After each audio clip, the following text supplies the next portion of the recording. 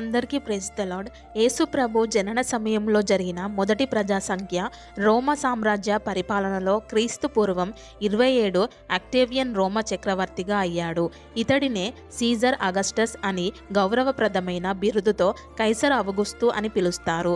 ఇతని పరిపాలనలో అంటే క్రీస్తు పూర్వం 27 నుండి క్రీస్తు శకం 14 మధ్యలో మొదటి జనాభా లెక్కలు రాయబడ్డాయి. ఈ జనాభా లెక్కల్లో మరియా యోసేపు పేర్లు నమోదు చేసుకోవడానికి వారు బెత్లెహేంకు వచ్చారు.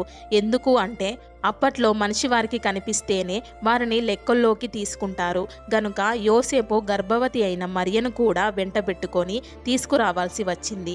ఈ జనాభా గణన ముఖ్యంగా ప్రజలు పన్ను చెల్లించుటకు మరియు సైన్యంలో ఉండుటకు అనువుగా ఉండటానికి చేపట్టిన మొదటి జనాభా లెక్కలు.